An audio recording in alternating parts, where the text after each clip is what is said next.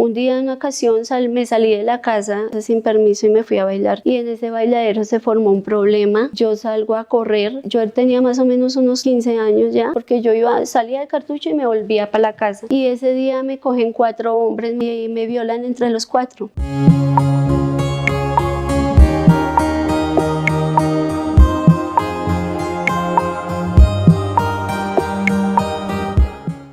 Dice la palabra del Señor en el Evangelio según San Marcos, capítulo 5, versículo 15. Llegan junto a él y ven al endemoniado, al que había tenido la legión, sentado vestido y en su sano juicio, y se llenaron de temor.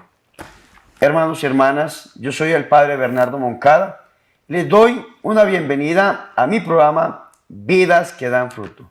Hoy les traigo un testimonio impactante, el testimonio que yo había estado esperando desde hace tanto tiempo. Está conmigo una mujer que fue verdaderamente rescatada por Dios, nuestra hermana Yanira López. Bienvenida, hermana, a este programa Vidas que dan fruto. Buenas tardes. Gracias. Pues yo hace un tiempo atrás tuve la oportunidad en este canal y en este programa de entrevistar a un joven que se llama Alex López, que es su hermano. En esa entrevista, él habló de usted. Y yo desde ese día me interesé por su testimonio y empecé a orarle al Señor. Señor, permíteme conocer ese testimonio y tenerlo presente en mi programa. Y hoy se ha cumplido ese sueño, porque dice el Señor que si lo amamos a Él con ternura, Él nos dará los deseos de nuestro corazón. Hermana, yo la invito a que por favor, hable con toda la frescura, la naturalidad de su vida, porque lo que usted diga va a evangelizar a muchas personas y muchos van a ser tocados por Dios a través de su testimonio y de sus palabras. Yo quiero formular en este momento la primera pregunta de mi programa. ¿Quién era Yanira antes de conocer a nuestro Señor Jesucristo?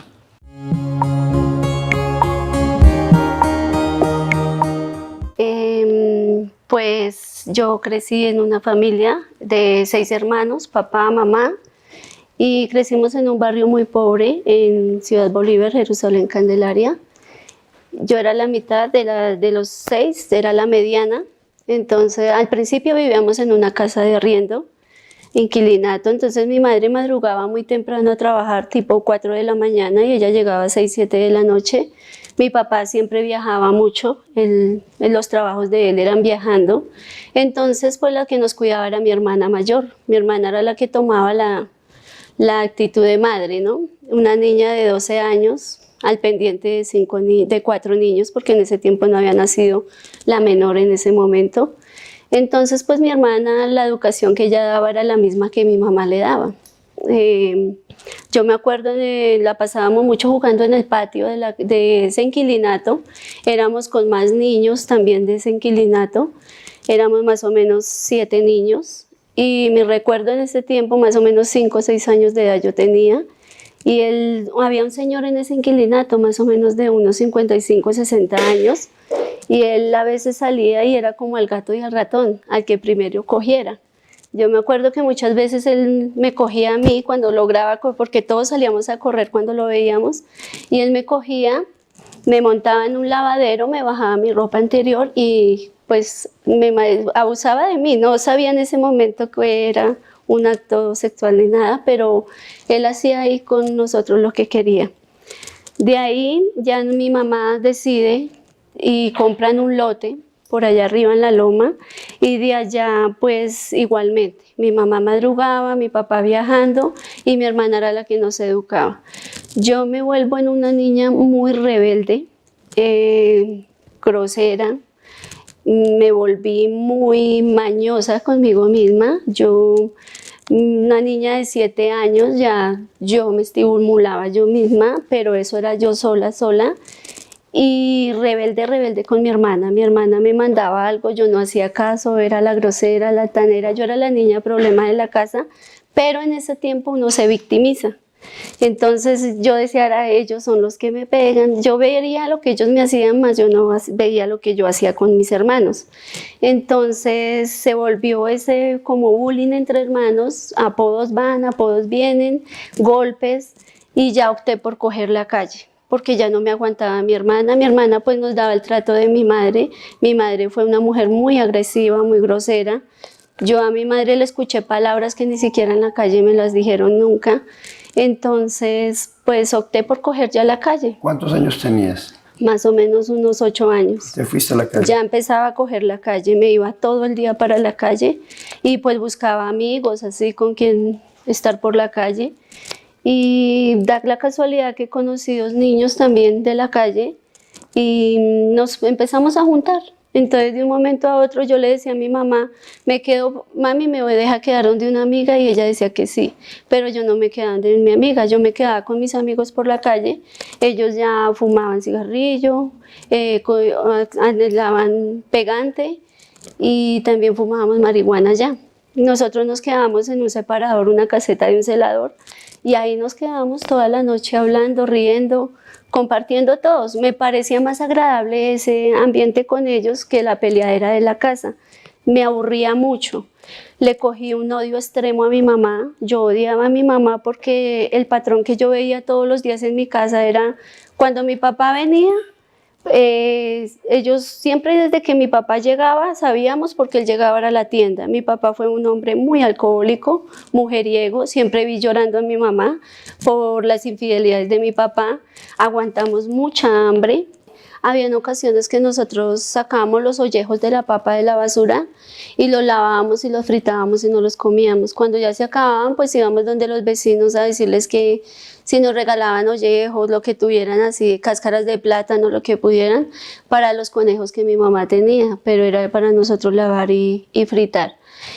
También ya conocí unas amigas que reciclaban, entonces me iba con ellas y nos íbamos y pedíamos de casa en casa, golpeábamos que si tenían ropa, tenían comida, y en la calle pedíamos monedas. También nos íbamos a la plaza, ayudamos a barrer puestos y nos daban comida. Entonces pues ya yo empezaba a llevar comida también para la casa. En ocasiones mi hermanita menor ya nació, entonces mi mamá a veces no tenía ni que darle y le daban de tetero agua con azúcar. Entonces pues yo veía a mi mamá cómo lloraba y eso me dolía en el alma, pues ver ella eso.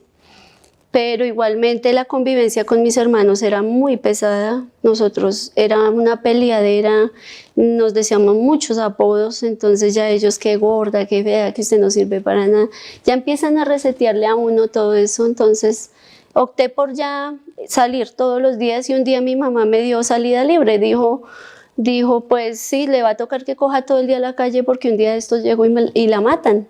Porque era que mis hermanas nos agredíamos tan duro que me rompían la cabeza, me amarraban, me daban con el palo, lo que fuera, porque yo también, pues, en ese tiempo yo no veía que yo era rebelde, ¿no? Los culpaba era a ellos.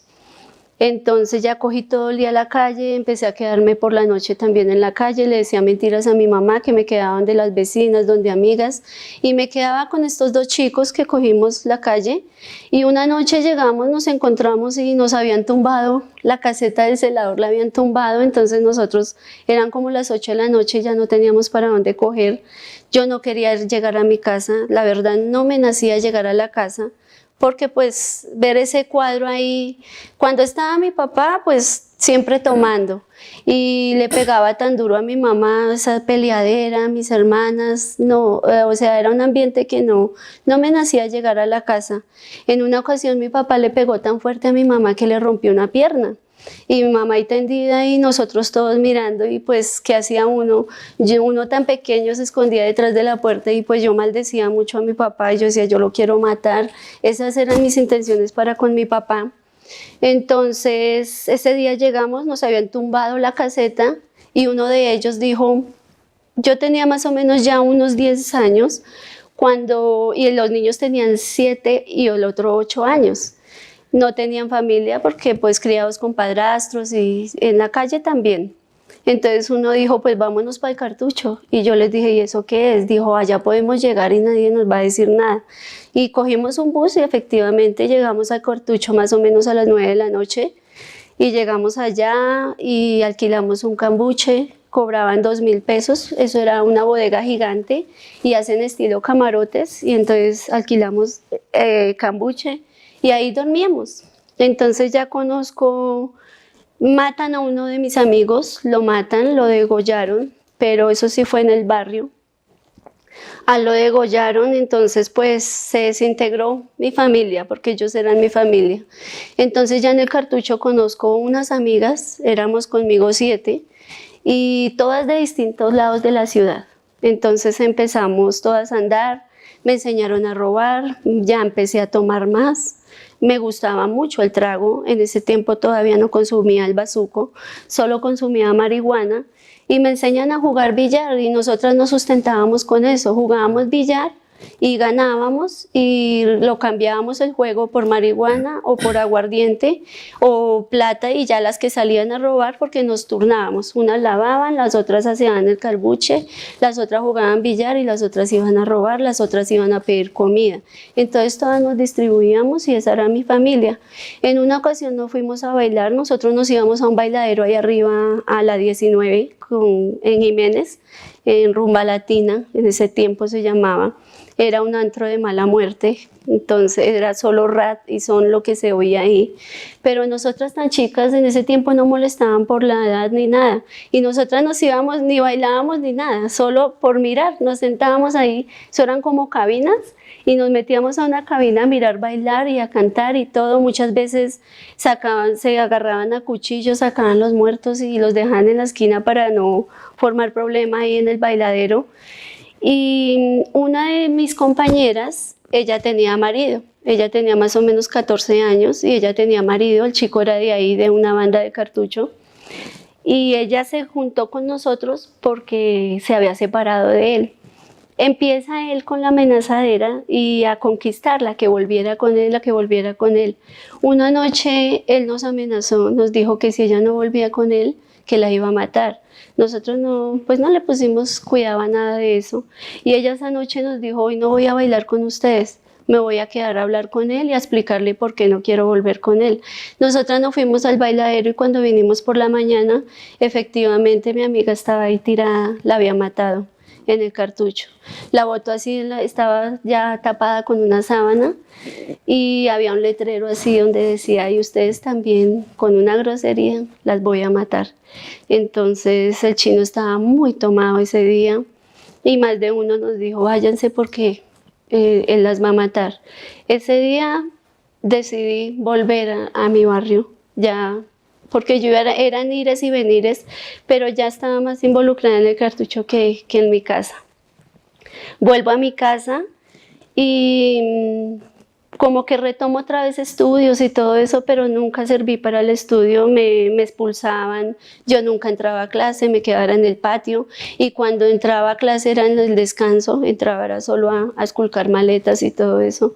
Siempre fui la niña problema en el colegio, fui la niña problema en la casa y siempre escuchando el rechazo, ¿no? El rechazo de las personas, de donde uno de pronto quería ir, por qué la trajo. Muchas veces escuché a mi mamá decir, es que usted fue la colada, es que usted no. Cuando su papá fue y la miró y la destapó y dijo que hay otra niña y se desilusionó, se fue a tomar porque usted era otra, esperaban era un varón. Entonces un niño que escucha eso repetidamente pues ya se crea ese rechazo y donde yo al grupo que yo llegara yo me esforzaba por ser la mejor, por ser aceptada, ¿no? Por sentir esa aceptación.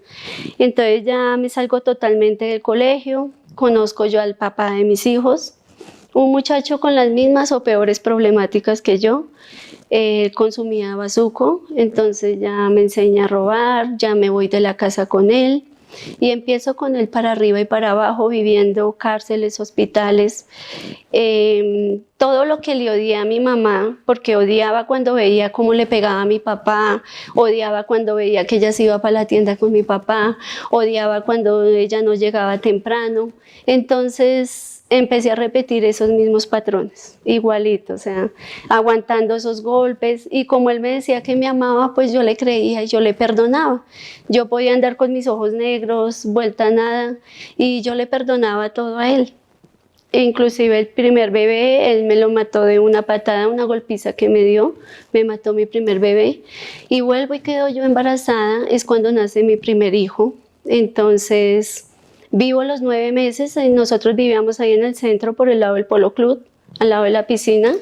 Ahí viví todos los 9 meses y el señor de la residencia, cuando ya se dio cuenta que yo ya estaba, contabilizó más o menos los 9 meses y me dijo: se tienen que ir de acá porque pues ahí era consumidero de droga y no les convenía un bebé porque el llanto no deja fumar en paz y les puede llegar el bienestar familiar.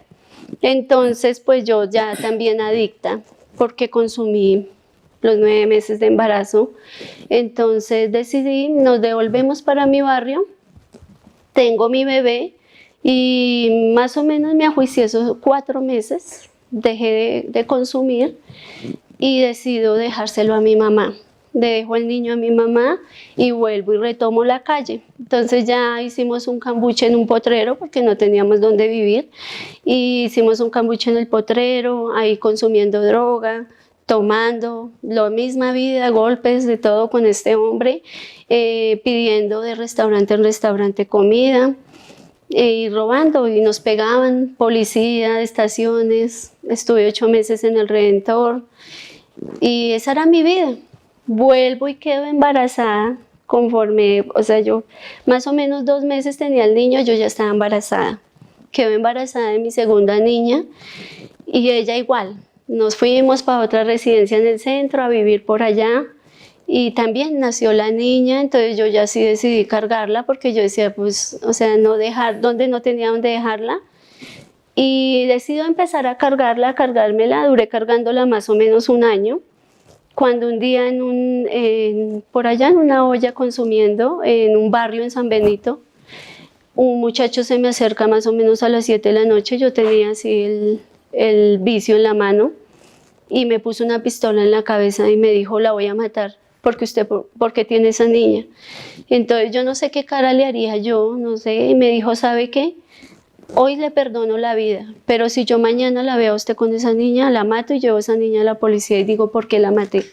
Entonces ese día opté por también ir y dejarle la niña a mi mamá, porque pues en ese momento lo que más me gustaba era el vicio. Vuelvo y cojo la calle. Cuando yo iba a dejar a mis hijos, no sé si era que sufría unas depresiones muy grandes, entonces caía en depresiones.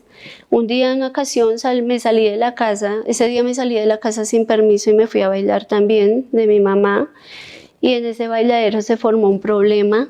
Yo salgo a correr y me cogen 4 hombres. Yo tenía más o menos unos 15 años ya, porque yo salía de Cartucho y me volvía para la casa. Era ires y venires, ¿sí?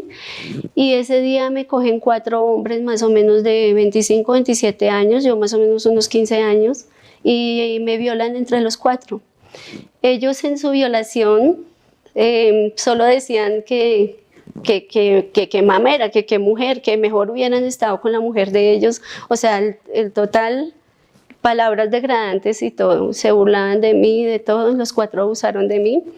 Y me devuelvo para mi casa, le cuento a mi mamá, esperando como un consuelo, y mi mamá pues lo único que hizo fue licuarme un poco de ruda y que tomara para que si hubiera quedado embarazada abortara.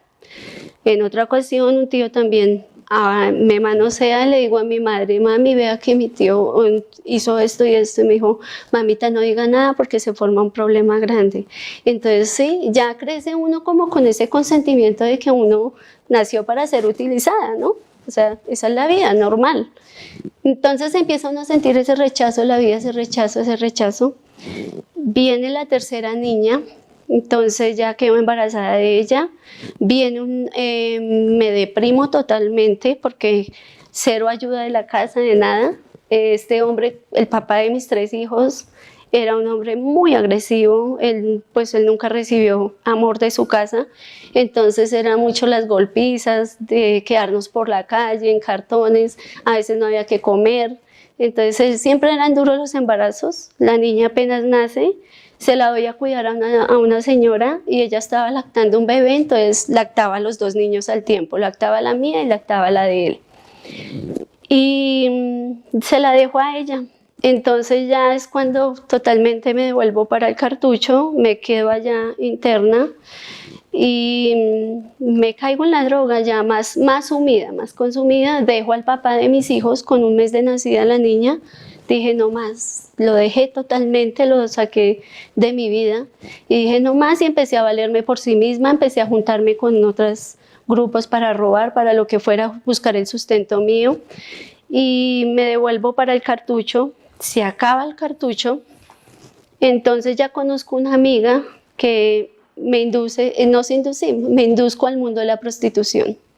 Entonces ya entro a la prostitución y ahí me junto con una banda de escopolaminadores. Entonces ya ellos empiezan a manejarle la vida a uno. O sea, ya es a la hora que ellos quieran, uno tiene que estar ahí. Y pues yo fui una persona muy rebelde, nunca me gustó que me dominaran, que me dijeran haga esto, haga lo otro. Fui muy rebelde y me decido alejarme de ellos, pero me doy cuenta que donde yo me metía ya me llegaban. O sea, se comunicaban y sabían dónde estábamos nosotras. Entonces decido salirme de esa banda porque ya me dijeron, ojo, porque la van a matar, porque usted ya sabe mucho, ya uno sabe dónde es que meten los clientes, dónde compran la droga, todo eso, las camionetas, todo lo que ellos tienen. Entonces a ellos no les conviene tampoco mucho que uno sepa. Y decido internarme totalmente en el cartucho para huir de ellos, porque ellos sí allá no entraban. Yo allá tenía muchos conocidos poderosos que no dejaban que me hicieran nada.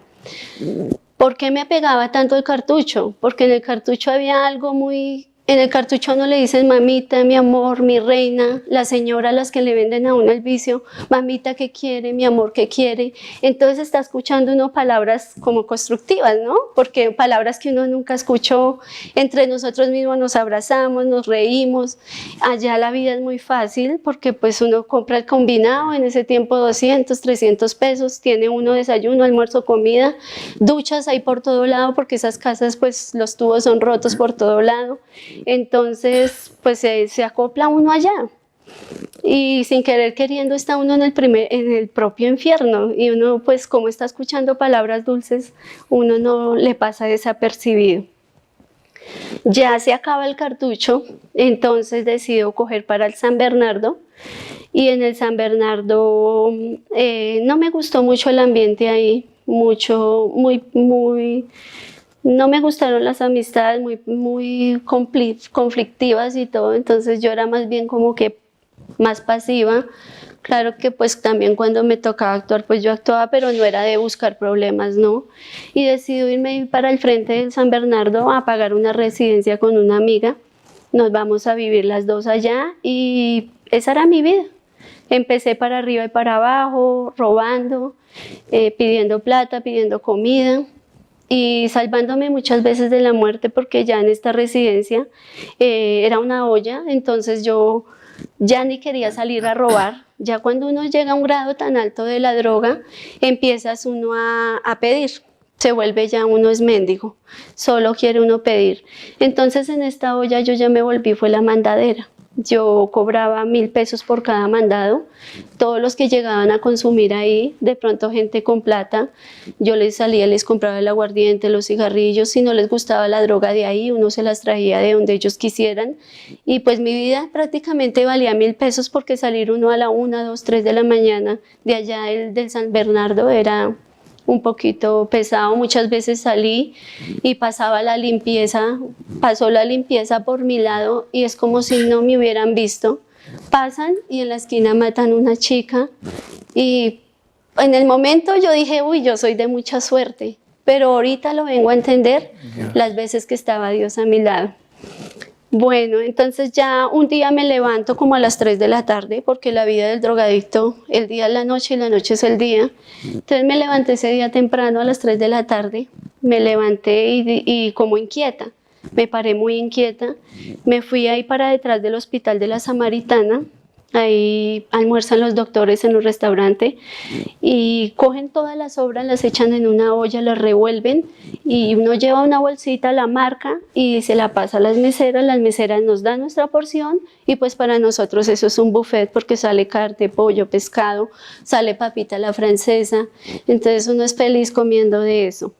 Yo almuerzo, comparto con un compañero que no alcanzó a la fila, él no pudo recibir almuerzo. Entonces almorzamos los dos, ahí como que nos reímos un ratico y me fui, ya como sin saber qué hacer. Entonces cojo ahí por la séptima de para acá y me entro a una iglesia. A una iglesia, usted iba caminando dentro de una iglesia católica. Sí, me dio por entrar a una iglesia. Entonces dentro de esa iglesia me paro frente a una imagen de la Virgen y me quedé mirándola. Había Eucaristía en ese momento, pero pues yo no le puse cuidado al sacerdote ni nada, pues yo no sabía ni qué significaba eso. Entonces me paro frente a la Virgen y la miro y le dije, ¿usted es mamá? Yo quiero ser mamá, yo nunca he sido mamá. Le dije, extraño a mis hijos, ayúdeme y enséñeme a ser mamá. Yo quiero levantarme con ellos. Ese día soñé, o sea, yo lo que le hablaba a ella, me lo imaginaba. Yo me imaginaba alzándolos, cambiándolos, riéndome con ellos, dándoles un tetero. Y yo le hablé todo eso a ella y lloré como nunca. O sea, ese día yo lloré. No sé cuánto tiempo duré ahí. Me imagino que serían por ahí 10 minutos, pero para uno en una iglesia eso es eterno. No sé, yo lloré mucho y salí. ¿No se acuerda qué advocación de la Virgen era, no? La medalla milagrosa. La medalla milagrosa. Y usted salió de la iglesia, entonces. Salgo de la iglesia y me voy por allá, por la séptima, di una vuelta por la Plaza Bolívar y todo eso. Y pues como mi vida, o sea, yo empezaba prácticamente a trabajar a las 7 de la noche, era que empezaba el ritmo, ya si salía a robar o a pedir, lo que fuera. Y me devuelvo para la residencia y sigo mi vida normal. Como a los 15 días, amanezco yo, drogada ese día, consumí mucha droga y hubieron muchas veces que tuve sobredosis. Estuve 2 veces a punto de morir de sobredosis en dos prostíbulos. Me drogaba tanto que llegué al punto de que ya tuve ataques cardíacos. Y sin pensar en esos prostíbulos, casi de día no hay nadie. Y yo era casi siempre sola ahí. Y cuando me daban esas sobredosis, había un señor ahí y él vino, me dio leche y me levantaba. No sé el por qué estaba ahí, no sé por qué estaba ahí.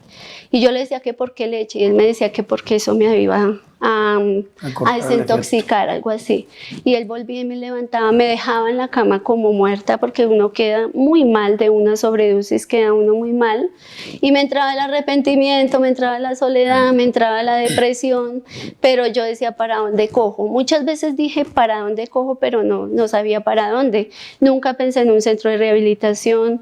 Muchas veces quise volver a la casa, pero yo volví a la casa y yo con mi mamá no me aguantaba. Yo odiaba a mi mamá y yo sentía que mi mamá me odiaba porque yo a veces me quedaba, así fueran 2 días en la casa y nosotras nos agarrábamos con mi mamá. Yo le decía de todo y ella me decía también y mi mamá me sacaba a escobazos porque era que no nos aguantábamos. Entonces yo a la casa era lo que menos decidía yo llegar. Ese día amanezco allá en esa olla, amanezco drogada. Cuando de pronto vi un problema, eran como las 5 de la mañana y escucho un problema. Entonces pues como uno está en su susto, uno está pendiente de todo y me asomo yo, eso era un pasillo así largo y al fondo la puerta. Yo vivía en la última pieza y me asomo cuando veo la administradora de la noche, tenía al campanero, porque pues todas esas residencias tienen campanero, y lo tenía así del cuello con un cuchillo como así de largo. Y le dijo, yo lo mato y yo lo pico y yo lo saco de acá porque aquí nadie me hace eso. Y yo mirando en medio de mi susto y esperando a qué horas, porque mi susto era que se iba a entrar la policía.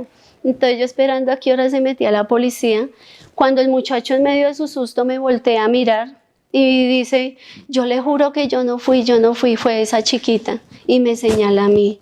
Yo no sabía ellos por qué estaban peleando, pero yo en medio de mi susto, yo sentí que yo no sentía las piernas, no sé cómo yo entré corriendo y me subí a la cama y esta mujer se viene mismo, tratándome mal, dijo, aquí nadie me roba, aquí nadie me falta, y yo la pico, yo la saco a usted en bolsa de acá, y me coge a mí también del cuello y va a empezar a darme puñaladas, Llega el señor, el administrador del día, y le coge las manos, y le dijo, ¿qué pasó? Dijo que esta no sé cuántas me robó una bomba de 100 bichas.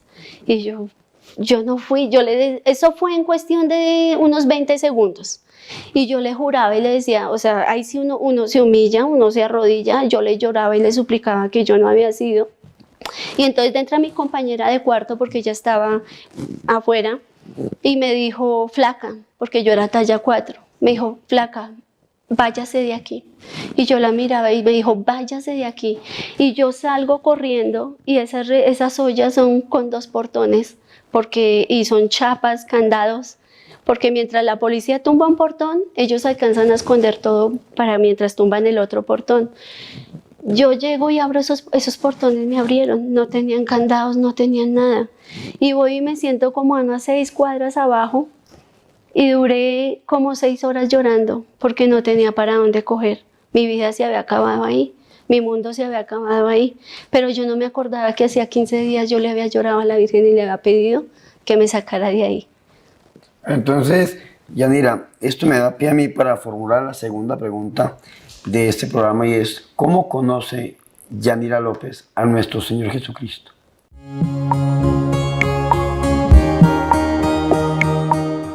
De ahí ya me devuelvo, pues ya desilusionada, no sabía qué hacer, me devuelvo para el barrio, y fue por allá para otro barrio donde el papá de mis hijos, como ellos sí vivían con la mamá, y ella les dejaba consumir droga en la casa, pero pues tocaba pagarle como un impuesto, y fue para allá, porque todo pensaba yo menos la casa.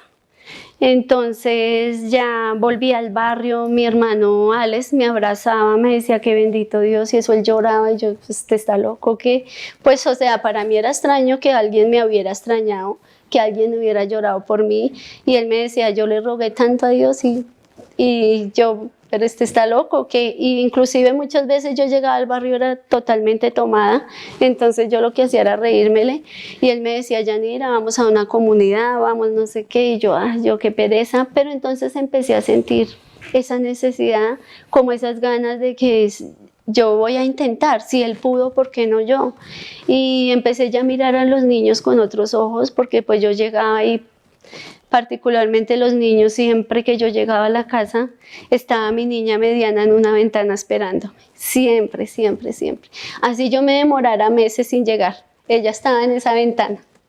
Entonces ellos llegaban y me lloraban y me suplicaban que no me fuera, pero pues en ese momento el Dios que yo amaba era la droga, el trago y la calle. Entonces yo volvía y me iba y los dejaba. Y ya empecé como a escuchar a mi hermano, pero entonces yo no tenía dónde vivir. Yo no sabía para dónde coger. Y en medio de mi ignorancia siempre había vivido en la calle. Entonces yo le dije un día a Dios, le dije, la única para yo cambiar es que usted me diera un hombre bien ladrón y bien malo, y que me tuviera encerrada en la casa dándome todo. O sea, en medio de mi ignorancia, ¿no? Y como era el mundo que yo siempre había vivido, pues Dios me mandó esa persona. Me mandó un hombre que era bien de la calle, tenía plata, y me saca un apartamento y me lleva a vivir con mis hijos. Y me tenían prácticamente encerrada, pero yo tenía mis hijos y tenía todo. Después de pasar de vivir de la calle en cartones y todo, vengo a tener un juego de alcoba. Yo miraba una sala, pero nunca creer de que Dios existiera. O sea, eso había pasado por suerte, ¿no? Ya les me lleva a la comunidad María Virgen de la Medalla Milagrosa, es de donde nazco yo, donde me vuelvo la mujer que soy, y empiezo a asistir allá, y empiezo pues ya a idolatrar a este hombre, no a ver a Dios, sino empiezo a idolatrar a este hombre. Duro con él 14 años, mi conversión estuvo ahí. Pues a Dios no le importa utilizar a la persona que tenga que utilizar para hacer algo con uno. Y vivo con este hombre lo mismo, pues golpes, celos, me monopolizaba mucho, él me encerraba mucho, él no me dejaba salir a veces donde mi familia, nada. Pero igual yo a él lo adoraba porque él decía que me amaba y pues a ver lo que él había hecho como nadie lo había hecho, ponerme a vivir bien con mis hijos, les dio el bautismo, les dio la primera comunión y cambio yo y empiezo a orar el rosario. Empiezo a enamorarme del Santo Rosario. Yo oraba el Santo Rosario y yo me iba para la olla porque fue muy difícil también dejar la droga. Yo me le escapaba a él. Yo esperaba que él se fuera a trabajar y yo me volaba a consumir droga. Cuando de un momento a otro me quita la adicción, pero yo oraba el Santo Rosario todos los días yo oraba el Santo Rosario. ¿Por qué? No sé, pero lo hacía. Entonces ya empiezo, dejo la droga, dejo el cigarrillo y dejo el trago. Y empiezo solo a poner los ojos en mi esposo. Entonces ya llega un momento donde pasa este hombre, manosea a mi niña menor y ahí se acabó totalmente este hogar. Ahorita para la gloria de Dios pues estoy sola con mis hijos y pues en el camino de Dios, ya una mujer totalmente restaurada, para adelante, feliz, muy feliz. Y ya lo que Dios, si fui esclava del mundo, cuántos años yo me esmeré por esa esclavitud. Yo hablaba con el diablo, mi conversación era con él, yo le pedía a él muchas cosas, pero él nunca me cumplió. Pero yo le hablaba y yo le hablaba y yo le hablaba. Cuando yo quería vicio, yo le pedía vicio. Cuando yo quería tomar, yo le pedía trago. Y ese era como con el que yo me guiaba. Entonces, si fui esclava tantos años para el mundo, ¿por qué no lo voy a hacer ahora para Dios? Amén. Y qué interesante esto, que cuando ibas caminando por esa calle y entras a la iglesia, te encuentras frente a una imagen de la Virgen, de Nuestra Señora, la medalla milagrosa. Te encuentras con tu hermano y te invita a una comunidad que está consagrada a Nuestra Señora sí, de la medalla y milagrosa. sin pensar, todo se puso así. Entonces ya viene uno a entender eso, que él siempre, ahorita ya vengo yo a darme cuenta que el día que yo cambié, cambió mi mundo alrededor. Ya no dependo de nadie, solo dependo de Dios. Qué bendición. Y rezas el rosario, ¿tienes el rosario? Claro, ahí, sí, ¿cierto? Señor. Siempre lo portas Tengo contigo. que quitármelo por el... Qué bendición tan micrófono. grande tener esa patrocinadora como es la Madre de Dios, la Santísima Virgen Sí. María. Entonces tú entras a esta comunidad, te rehabilitas, abandonas la droga, todo este mundo, te entregas a Jesucristo, pero también entras al servicio del Señor. Tu hermano Ali me hablaba de que estaban al servicio del Señor. Y esto me da pie a mí para hacerte la tercera y última pregunta, es ¿cómo le sirve Deyanira López a nuestro Señor Jesucristo?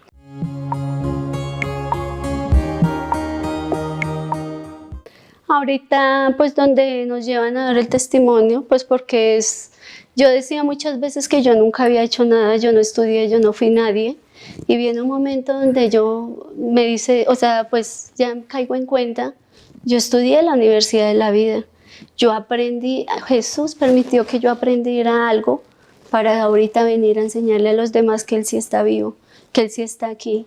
Entonces es donde yo me doy cuenta que verdaderamente sin Dios la vida no es nada. Amén. Y ahorita pues yo pertenezco a la pastoral penitenciaria con la diócesis de Fontibón, en La Picota, con Juan 23. Y también pues donde vamos a dar testimonio en los colegios, donde sea también hablar la palabra de Dios. Y ahí, en el caminar, muy feliz, muy contenta porque el Señor dice aquí que todo lo hago nuevo. Él me ha hecho totalmente nueva, me cambió el semblante, me cambió mi forma de caminar, me cambió mi forma de vestir, me cambió la forma de mirar, de pensar y feliz, muy feliz. Y con mis hijos también muy feliz porque el encuentro con ellos también fue muy bonito, gracias a Dios. Mis hijos no tienen nada en comparación a lo que yo fui, que era mi miedo, era mi susto, pero para la gloria de Dios, mi Dios me ha bendecido con unos hijos muy buenos, muy juiciosos. Qué bendición tan grande. Y por esa razón es el texto bíblico de San Marcos, Sí, el Señor. capítulo 5 del 1 al 20, ¿no? Del 1 al 20, sí. Te identificas muchísimo. Sí, porque yo andaba de tumba en tumba, como este demonio se pasaba de tumbas a tumbas y yo era así, o sea, yo si era en una olla, en la otra, o en la calle, o de tienda en tienda, en las borracheras, imitando todo lo que vi de mi papá y de mi mamá, y pues ahorita la verdad no, el ejemplo arrasa también mucho. Pero sí se puede. Cuando uno le abre el corazón a Jesús, las cosas viejas pasaron y todas serán hechas nuevas. Qué bendición tan Sí, grande Señor. escuchar tu testimonio. Ahora yo necesito que usted me le dé un consejo a todas estas personas que nos están viendo y que nos están escuchando en este momento y que tal vez están pasando por esa situación, por el flagelo de la droga, o algún hijo o alguna hija, a veces no se siente, no se ve esa luz, ese horizonte. ¿Qué consejo le daría usted a estas personas? Pues yo les diría a las que tienen niños pequeños, aprovechen esos momentos, aprovechen esos tiempos, porque como yo lo vivía, es un tiempo que nunca se vuelve a recuperar. Es muy difícil de recuperar la etapa de los niños de los 0 a 6, 7 años. Si tienen, abrácenlos, bésenlos, díganles cuánto los aman, denles la bendición, la importancia de bendecir a sus hijos, proclamen cosas buenas para sus hijos, no les digan palabras desedificantes, sino díganles cosas que los hagan más grandes, que los hagan fuertes.